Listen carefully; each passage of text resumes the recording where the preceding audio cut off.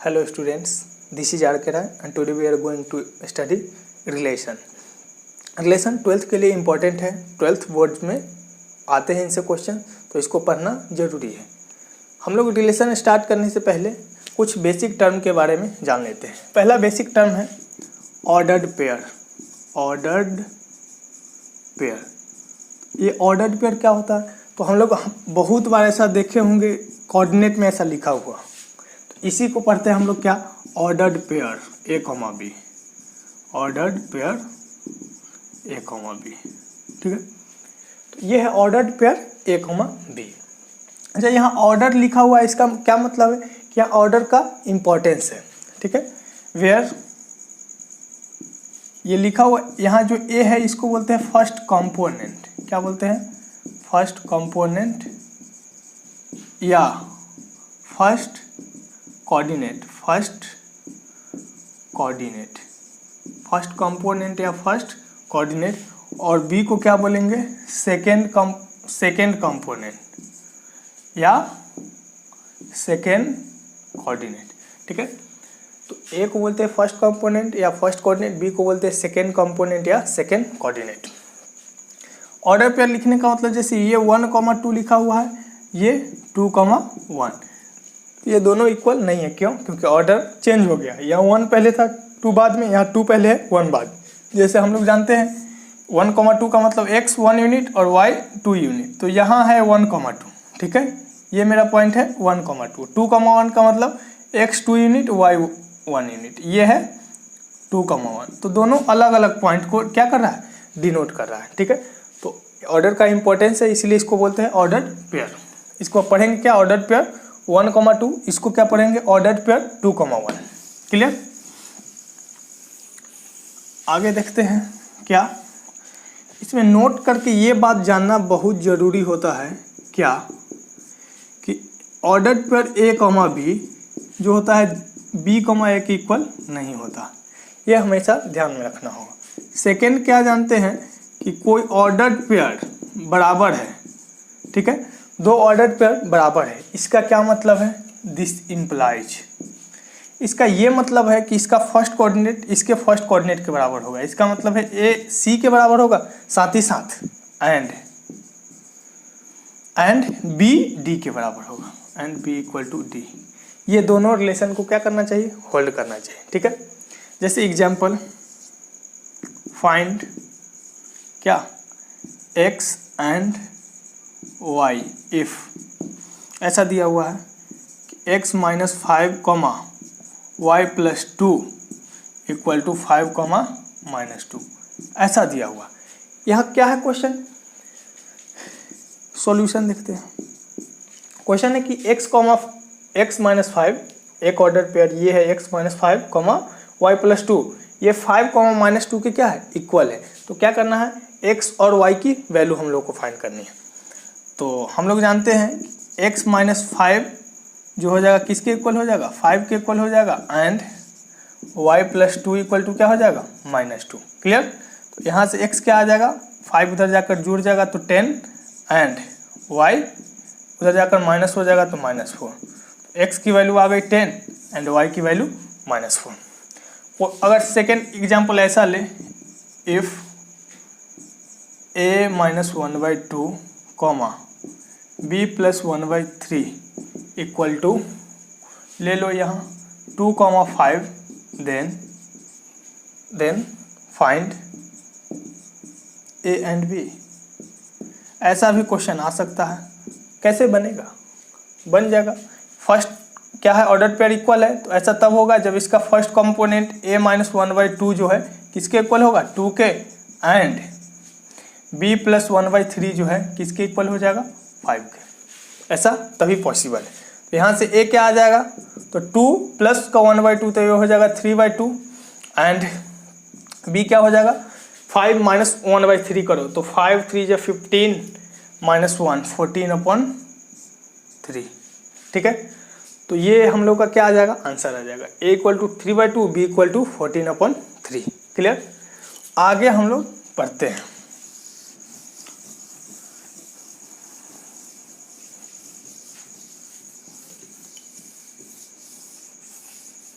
आगे हम लोग को पढ़ना क्या है, कार्टेशियन प्रोडक्ट। ठीक है, आगे क्या पढ़ना है, कार्टेशियन प्रोडक्ट। तो एक कार्टेशियन प्रोडक्ट किस चिड़िया का नाम है भाई, देखते हैं। कार्टेशियन प्रोडक्ट, ठीक है। तो Cartesian product of A cross A and B का मतलब क्या होता है, A cross B. A cross B, इसको हम लोग क्या पढ़ते हैं, Cartesian product of A and B. ये डिफाइन कैसे होता है, ए क्रॉस बी, ये डिफाइन है, ए क्रॉस बी जो है ना, सेट ऑफ, इसको सेट बोलते हैं, set of A comma b. ध्यान से पढ़ेंगे, set of A comma b such that a belongs to A and b belongs to B. ठीक है, इसको पढ़ते हैं बिलोंग्स टू, ये सिंबल किसका है, बिलोंग्स टू का, इसको पढ़ेंगे बिलोंग्स टू। ठीक है, अच्छा इसको क्या बोलेंगे, ए क्रॉस बी, इसको क्या बोलते हैं, ए क्रॉस बी। ठीक है, इसको बोलेंगे ए क्रॉस बी, इसको पढ़ते हैं बिलोंग्स टू। ठीक है, यह है बिलोंग्स टू। अब फिर से पढ़ते हैं, ए क्रॉस बी का मतलब होता है ordered pair a comma b, set of ordered pair a comma b such that a belongs to A and b belongs to B. मतलब ऐसे नहीं समझ में आएगा जब तक एग्जाम्पल ना लूँ। इसमें ए मान लो हम लोग का है ए कॉमा बी एंड बी कोई सेट मान लो है एक्स कॉमा वाई। ठीक है, ए एंड बी इतना है, then find A cross B, क्या है, ए क्रॉस बी। तो ए क्रॉस बी का मतलब क्या होता है, अब समझ में आएगा। ए क्रॉस बी का मतलब होता है सेट ऑफ ऑर्डर पेयर, मतलब उस सभी ऑर्डर पेयर का सेट बनाइए जिसका फर्स्ट कंपोनेंट, ठीक है, ए कहाँ से आना चाहिए, मतलब ए वाला जो होगा फर्स्ट कंपोनेंट बनेगा और बी वाला सेकेंड कंपोनेंट बनेगा। ठीक है, तो मतलब हम लोग समझ में आ गया, ए का वैल्यू फर्स्ट कंपोनेंट बनाएगा, बी का वैल्यू सेकेंड कंपोनेंट। ठीक है, तो अच्छा ऑर्डर पेयर ऐसा आएगा, ए कॉमा वो एक्स, ये बन जाएगा, हाँ बन जाएगा। अच्छा फिर ए वाई, ये भी बनेगा, हाँ ये भी बनेगा। अच्छा अब तो ए के साथ कोई बनना नहीं है, बी के साथ तो बी एक्स, फिर बी के साथ बी वाई, हाँ बी वाई, ऐसा। तो ये है मेरा क्या, ए क्रॉस बी। ठीक है, कोई अगर बी यहीं से समझ लो, बी क्रॉस ए कहे, अब ऑर्डर चेंज हो गया, बी क्रॉस ए का मतलब बी वाला जो होगा मेरा फर्स्ट कंपोनेंट बनेगा, ए का एलिमेंट क्या बनेगा, सेकेंड कंपोनेंट। तो बी का एलिमेंट क्या है, एक्स, तो पहले एक्स लिखेंगे, फिर इसका ए का ए, ठीक है, फिर एक्स बी, क्लियर, फिर वाई ए और वाई बी। ठीक है, तो इस सभी का सेट जो होगा क्या कहलाएगा, बी क्रॉस ए। एक दो एग्जाम्पल और लेते हैं तब समझ में आएगा ज़्यादा, वैसे ये सबको नोट कर लो।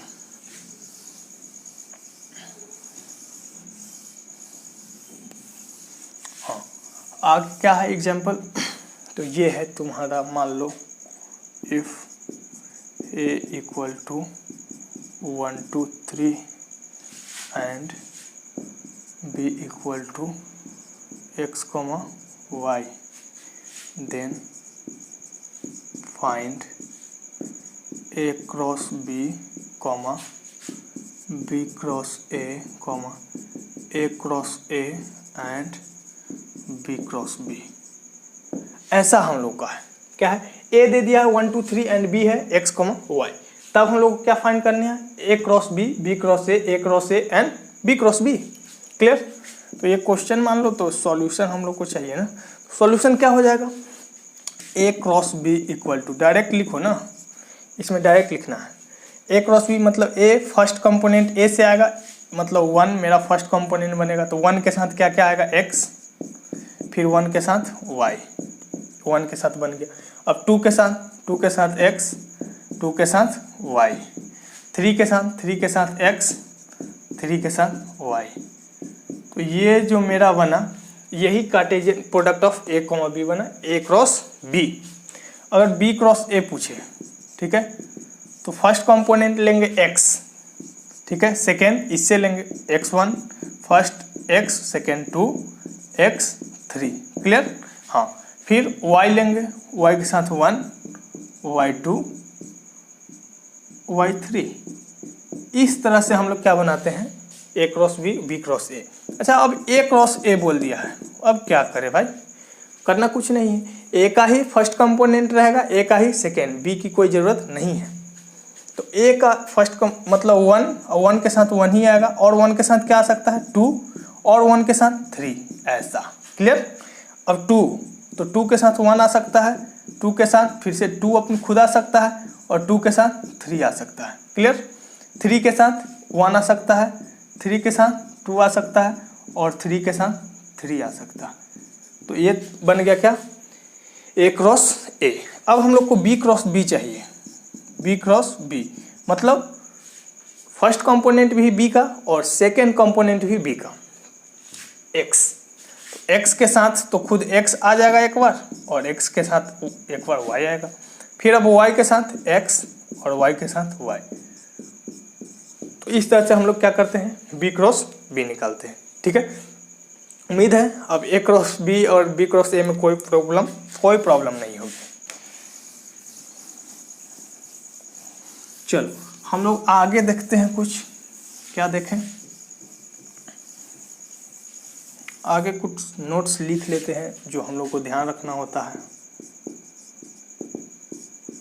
फर्स्ट क्या है, A cross B B cross A के इक्वल नहीं होता है।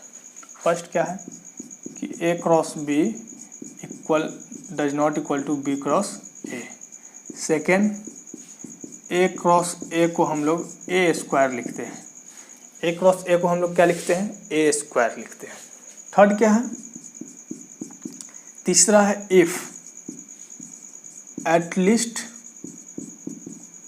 One of A and B are phi, then A cross B is phi. A cross B will be लिखो, विल बी फाई। ये क्या कह रहा है कि if at least one of A and B, मतलब ए और बी में से कम कोई एक या दोनों क्या हो जाए, फाइव हो जाए, देन ए क्रॉस बी क्या हो जाएगा, फाइव हो जाएगा। ठीक है, हाँ इसको ध्यान में रखेंगे, समझ में आ रहा है। Fourth, if number of element of A मान लो m है, and number of element of B मान लो क्या है, n है, then number of elements of A cross B क्या हो जाएगा, तो ये हो जाता है m into N, M N. Number of A cross B क्या होता है, m इंटू एन। जैसे अभी हम लोग देख लिए थे उधर कि ए में 2 एलिमेंट है और बी में 3 एलिमेंट है, तो ए क्रॉस बी में टोटल कितने एलिमेंट हो जाएंगे, तो 3 इंटू 2 6 एलिमेंट। ठीक है, तो इसको ध्यान में रखते हैं। और अब जिसका मुझे आप लोगों को था इंतजार, वो आ गया है रिलेशन के साथ। तो अब हम लोग पढ़ते हैं रिलेशन होता क्या। ठीक है, तो सबसेट जानते हो, थोड़ा सा सबसेट का यूज है, इच या एवरी बोलो, each subset of A cross B is called relation from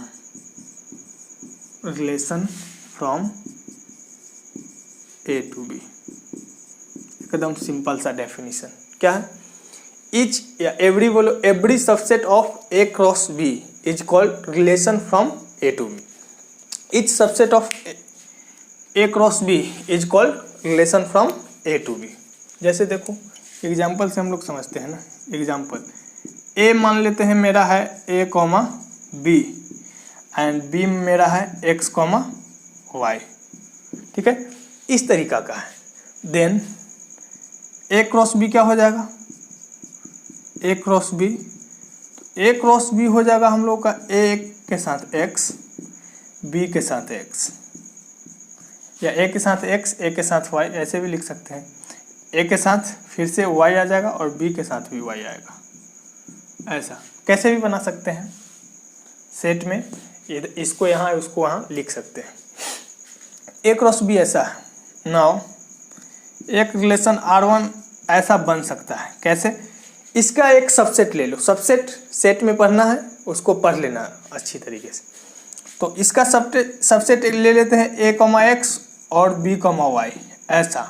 तो इसको बोलेंगे ये रिलेशन है from a to b। R1 क्या है? R1 is a relation from a to b। क्यों है? लिखेंगे सिंस R1 इज क्या है? A subset of a cross b। a cross b का ही एक एलिमेंट ये भी है, ये भी सेट है, ठीक है। तो ये सबसेट है। तो R1 क्या है? Subset of a cross b है। देयरफॉर इसलिए हम लोग क्या बोलेंगे? Therefore R1 is a relation from a to b। R1 क्या है? रिलेशन है from a to b। a से b में क्या है? R1 रिलेशन है, ठीक है। तो R1 मेरा यहाँ क्या हो गया है? रिलेशन हो गया। अगर इस रिलेशन को दिखाना है तो इस तरह से दिखाएंगे। ये है मेरा a, ये सेट है मेरा b। a ये है b, इसमें क्या है एलिमेंट? a, b, इसमें क्या है?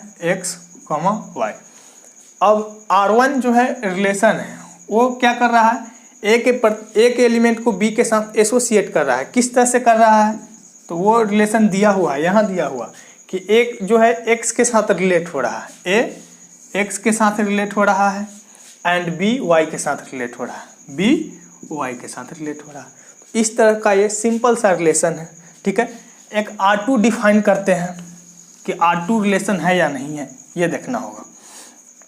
R2 मान लो ऐसा है a, x और a, y। क्या ये रिलेशन है?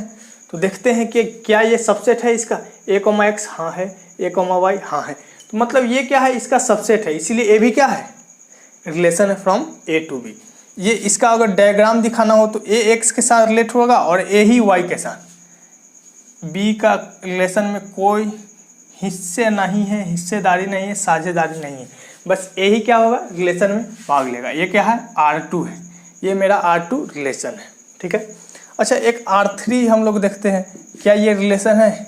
a, x, b, x और a, z या a, ऐसा। तो नहीं, ये रिलेशन नहीं है। क्यों? क्योंकि ये सबसेट नहीं है, not subset of a cross b। a cross b का ये सबसेट नहीं है, इसीलिए ये क्या है? रिलेशन नहीं है, ठीक है। अच्छा, R4 एक फाई लेते हैं। फाई जानते हो? फाई, हाँ, एम्प्टी सेट। तो एम्प्टी सेट होता है सभी सेट का सबसेट होता है, एम्प्टी सेट सभी सेट का सबसेट होता है। तो R4 क्या है? तो ये सबसेट हो गया ना, subset of a cross b, ठीक है। ये क्या है? Subset of a cross b। Therefore phi बोलो या R4 बोलो, फाई इज अ रिलेशन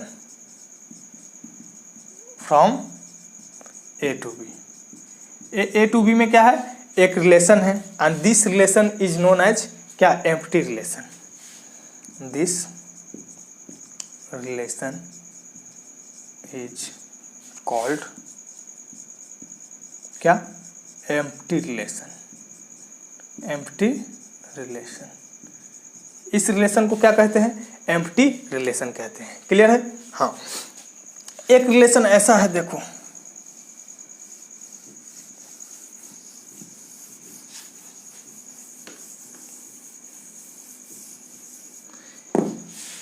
एक रिलेशन R5 ले लो या कुछ भी ले लो। R5 एक रिलेशन है जिसमें a, x है, b, x है, a, y है, b, y है, ठीक है। तो ये क्या R5 इसका सबसेट है? हाँ। तो इसका सभी एलिमेंट इसमें है, ये खुद पूरा ही एलिमेंट यही है, मतलब a क्रॉस b ही है। तो कोई सेट जो होता है अपने आप का क्या होता है? सबसेट होता है। तो R5 जो है क्या है? ये है सबसेट है a क्रॉस b का, subset of a cross b। a cross b का क्या है? सबसेट है। तो ये भी क्या हो जाएगा? रिलेशन हो जाएगा। Therefore R5 is also a relation from a to b। Clear? ये भी क्या है? रिलेशन है a to b and this relation is known as क्या? Universal relation. यूनिवर्सल रिलेशन, इस रिलेशन को हम लोग क्या बोलते हैं? यूनिवर्सल रिलेशन बोलते हैं। क्लियर है? हाँ। तो R5 मतलब खुद सेट आ जाए, A क्रॉस B ही खुद आ जाए तो उसको क्या बोलेंगे, यूनिवर्सल रिलेशन बोलेंगे। अगर इसका डायग्राम देखोगे तो ऐसा बन जाएगा, देखो A है, A B है, A है, B X Y, तो A X के साथ भी आएगा, A Y के साथ भी आएगा, फिर से B X के साथ भी रिलेट होगा, B Y के साथ, तो इसको क्या बोलते हैं, यूनिवर्सल रिलेशन बोलते हैं। ठीक है, तो मेरे ख्याल से आज इतना ही रहना चाहिए। मिलते हैं अगले क्लास में। अगले क्लास में टाइप्स ऑफ रिलेशन पढ़ेंगे और कुछ पढ़ लेंगे domain of relation, range of relation. ठीक है, तो मिलते हैं अगले वीडियो में नए जोश और नए जुनून के साथ। अपना ख्याल रखो, खूब पढ़ो, खूब मस्ती करो। Best of luck.